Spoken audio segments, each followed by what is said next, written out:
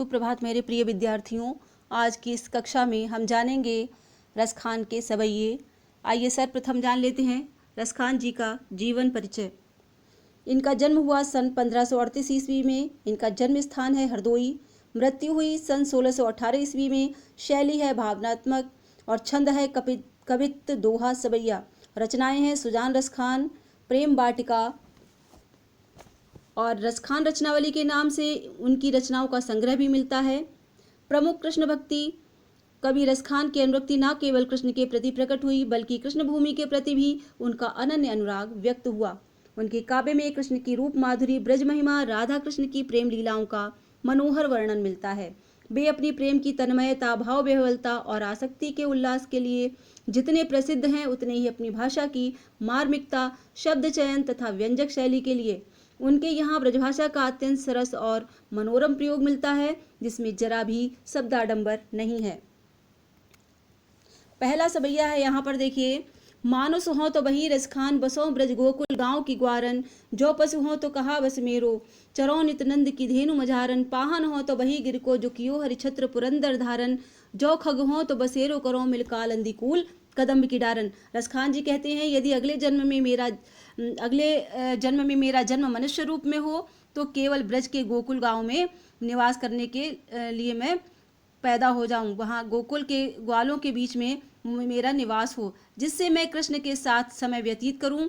यदि मैं पशु रूप में जन्म लूं तो नंद की गायों के बीच जाकर चरूं, क्योंकि उन्हें चराने वाले श्री कृष्ण ही होंगे। यदि किसी पत्थर का रूप ग्रहण करूं तो उसी गोवर्धन पर्वत का अंग बनूं, जिसे भगवान श्री कृष्ण ने गांव वालों को इंद्र के क्रोध से बचाने के लिए अपनी उंगली पर धारण कर लिया था। यदि पक्षी बनूं तो मेरा निवास बसेरा यमुना के किनारे स्थित कदम्ब के वृक्ष की डालियों में हो, क्योंकि कृष्ण इसी कदम्ब के वृक्ष पर बैठकर बांसुरी बजाते थे। इस प्रकार रसखान केवल ब्रजभूमि से ही अपना संबंध स्थापित करना चाहते हैं। दूसरा सवैया है यहाँ पर। या लकुटी और कामरिया पर राज तिहू पुर को तजदारों, आठों सिद्धि नवो निध के सुख, नंद की गाय चराए विसारों, रसखान कवो इन आखिन सो ब्रज के बनबाग तड़ाग निहारों, कौटिक कलधौत के धाम करील के कुंजन ऊपर बारों। रसखान कृष्ण से जुड़ी वस्तुओं के प्रति प्रेम भाव व्यक्त करते हुए कहते हैं कि श्री कृष्ण की लाठी और कंबल के लिए वे तीनों लोगों का राज्य त्यागने को सहर्ष तैयार हैं। 8 सिद्धियां और 9 निधियों का सुख भी वे नंद की गाय चराने के लिए त्याग सकते हैं। अर्थात कवि के हृदय में श्री कृष्ण के प्रति अगाध प्रेम भाव विद्यमान है। वे अपनी वस्तुओं के प्रति अपना सर्वस्व त्यागने को तत्पर हैं। रसखान कहते हैं, हृदय इस उत्कंठा से भरा हुआ है कि कब अपनी इन आंखों से ब्रजभूमि के वन, जंगल, बाग, तालाब आदि देखने को प्राप्त हों। मैं ब्रज की लताओं से लदी कांटेदार झाड़ियों के ऊपर करोड़ों सोने चांदी के महल न्यौछावर कर सकता हूँ। ये सभी त्याग कर मैं ब्रजभूमि में निवास करने के लिए तैयार हूँ। मोर पखा सिर ऊपर राखियों, गुंज की माल गरे पहरोंगी, ओढ़ पिताम्बर ले लकुटी बन, गोधन ग्वारिन संग फिरोंगी, भवतो वो ही मेरो रसखान, सो तेरे कहे सब स्वांग करोंगी, या मुरली अधराधर की अधरा न धरी अधरा न धरूंगी। एक सखी गोपी से कहती है कि तुम केवल कृष्ण जैसा रूप धारण करो, कृष्ण के मोर पंख वाला मुकुट सिर पर रखो और उन्हीं की भांति गुंजों के दाने से बनी माला पहनो, पीताम्बर पहनकर तथा हाथ में लाठी लेकर ग्वाल वालों और गायों के साथ जंगल जंगल घूमो। गोपी कहती है कि हे सखी, माधुरी से पूर्ण कृष्ण के सभी रूप मुझे इतने अच्छे लगते हैं कि तुम जो कहोगी मैं वही रूप धारण कर लूंगी और प्रसन्न हो जाऊंगी। परंतु हे सखी, इस मुरली को जो हमेशा कृष्ण के होठों पर चढ़ी इठलाती रहती है, अपने होठों पर कभी नहीं रखूंगी, क्योंकि ये मुरली ही मुझे कृष्ण से दूर रखती है, इसलिए मैं इसे हाथ नहीं लगाऊंगी।